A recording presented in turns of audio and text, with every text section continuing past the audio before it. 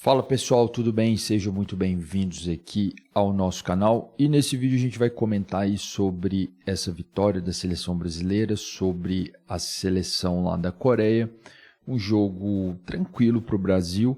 A Coreia tem uma certa tradição de perder para o Brasil, né? Até na última Copa iludiu bastante o brasileiro, né? Como dessa vez também essa vitória iludiu.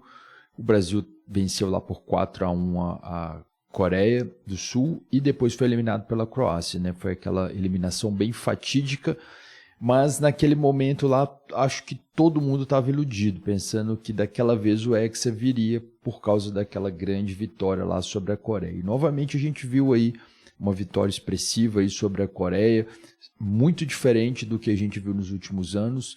Vamos conversar um pouquinho sobre isso nesse vídeo de hoje, né? Antes disso, se você gosta desse tipo de conteúdo, se inscreva aqui no nosso canal, deixe o seu like, isso ajuda bastante aqui no nosso trabalho. Pois bem, a primeira coisa que eu gostaria de trazer aqui nesse vídeo, que eu acho que é algo que é importante a gente pensar nesse contexto da seleção brasileira, é a questão ali do Neymar. Será que o Neymar caberia nesse time, né? Esse time aí que jogou muito bem, tem jogado muito bem, não são jogadores muito diferentes daqueles que vinham sendo convocados, mas a forma como que o Ancelotti está ali colocando as peças me parece um pouco diferente, né? Talvez não só a questão do esquema tático, mas a função ali às vezes dentro de campo, né?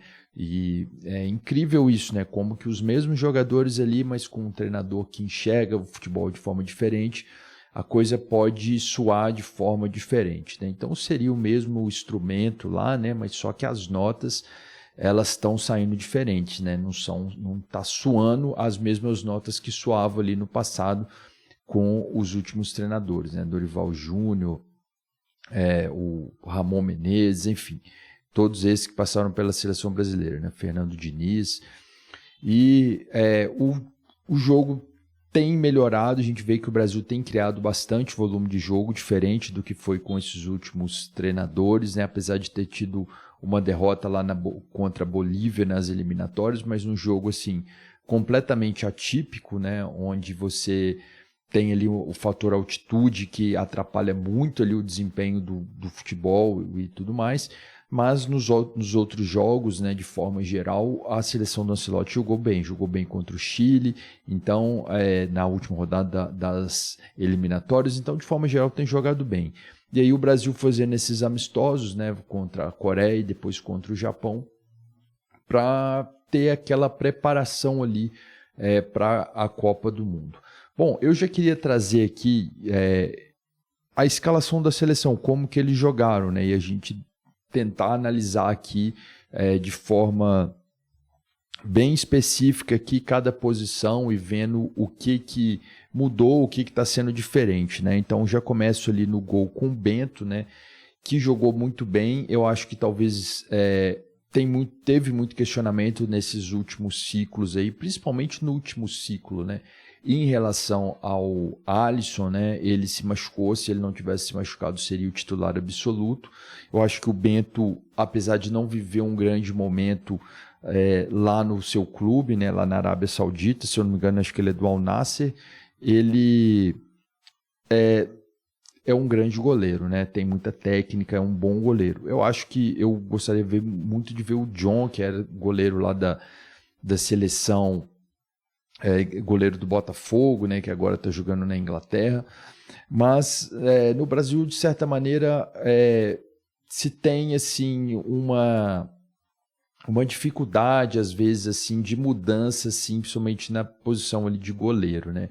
Então, a princípio, o Alisson seria o titular absoluto, mas ele não jogando, pela hierarquia ali seria o Bento, né? Mas eu acho que o goleiro lá do Botafogo, o John, ex-goleiro do Botafogo, né? Agora é no Nottingham Forest também, se eu não estou enganado, o time dele, é um grande goleiro também, né? E daí seria interessante, né? Assim, ele também ter oportunidade aí nos outros jogos, mas tudo certo com o Bento, não foi um jogo onde ele pôde ser testado, né?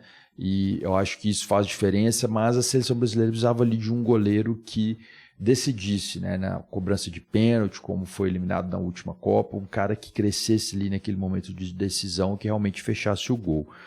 Bom, aí a gente vai passando pela posição ali da lateral direita, tem uma certa novidade ali, o Vitinho, novidade, também tem o jogador lá do Vasco, né, que entrou no segundo tempo, que é querido pela torcida, a torcida brasileira pedia muito ele, né? Então, assim, essa posição aí vai ser uma posição que vai ter uma certa disputa, e isso é interessante. Ali na defesa, eu acho que o Militão e o Gabriel são os zagueiros ali, são os melhores hoje. Eu acho que dificilmente a mudança ali entre eles, né? Tem ali o Marquinhos, né? Do PSG, que geralmente quando ele está inteiro, né? É ele quem joga. E talvez ali acho que ele entraria no lugar do Gabriel, na minha opinião. Mas eu acho os dois zagueiros bons zagueiros. Mas o jogo de hoje acho que não foi um jogo que desce ali para testar, que você falasse, poxa, a zaga foi cobrada, né? Na lateral esquerda também, né, o Douglas Santos aí, que atuou, também acho que vai ter uma certa disputa aí nessa posição. Aí no meio campo eu acho que já está mais ou menos que definido também, né? Tanto o Casemiro quanto o Bruno Guimarães ali jogaram muito bem, né? E o Casemiro, que era um cara que ele não vinha sendo convocado, né? E o Ancelotti resolveu fazer ele um jogador de confiança ali, aquele cara mais experiente, que eu não gostaria de dizer essa palavra assim, violento, né? Mas vamos dizer, aquele volante ali que vai conseguir dar aquela pancada no momento do jogo onde isso é necessário, porque isso faz parte do futebol, né? Aqui no Brasil a gente tem essa cultura do jogo bonito, como os espanhóis dizem, né, daquele jogo mais plástico, né, da jogada mais artística, mas se a gente for ver o futebol europeu, o futebol principalmente na Itália, né, você vê que o jogo é pegado, o jogo é disputado, até na própria Premier League você tem um jogo bastante disputado, que tem um perfil talvez diferente dos jogos lá no Campeonato Espanhol, e fator, inclusive, que você vê que os jogadores muitas vezes se perdem nisso aí, né? Os caras vão lá para a Europa e ficam ali, não conseguem se desenvolver por causa desse jogo mais pesado mesmo, né? Mas eu acho que essa dupla de volante deu muito certo, né? Tanto o Casemiro quanto o Bruno Guimarães, e esse destaque aí para o Casemiro, né? Eu acho que tem jogado bem, é um grande jogador e é o cara de confiança aí do Ancelotti. Bom, aí mais adiantado ali, né? Meio campo, mas já atacantes, né? Foi uma formação meio que o Brasil jogou com 4 atacantes, né? Seria na prática ali um 4-2-4, né? Ou a gente poderia também colocar isso aí, né? Defendendo um 4-2-3-1, né? Que já é uma formação bem comum aí, principalmente no futebol atual.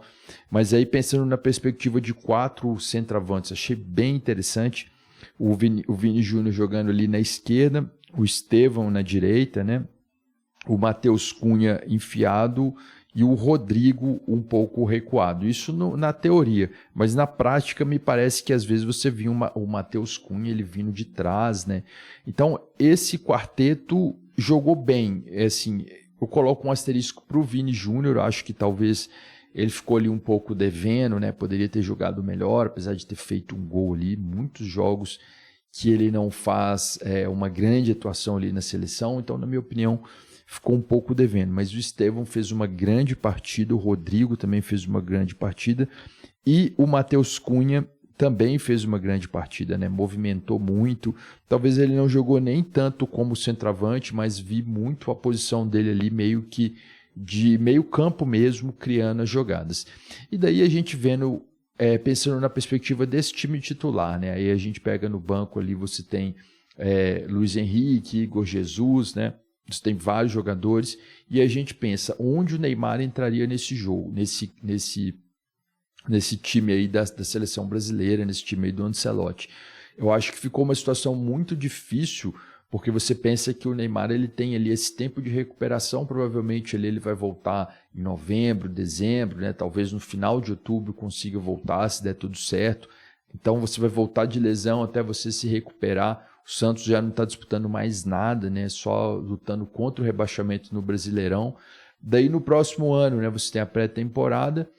E aí o Neymar, na prática, ele vai disputar ali praticamente só o Campeonato Paulista, né? O Brasileirão ano que vem está marcado ali para ele começar mais cedo vai ter um joguinho ou outro, mas assim, são poucos jogos decisivos e talvez pouco tempo ali para ele se preparar, para ele realmente apresentar ali um grande futebol para novamente ser convocado. E pensando que esses caras vão estar voando, né? Esses caras fisicamente, né, tecnicamente, vão estar muito bem, porque vai estar mais adiantado a temporada, né? Então o Brasil, no próximo ano, tem lá 2 amistosos contra times europeus, né? Acho que vai jogar contra a França, provavelmente contra a Holanda, ou talvez Sérvia, né? Algum time, acho que da França já está decidido, mas o segundo jogo ainda não está decidido, né?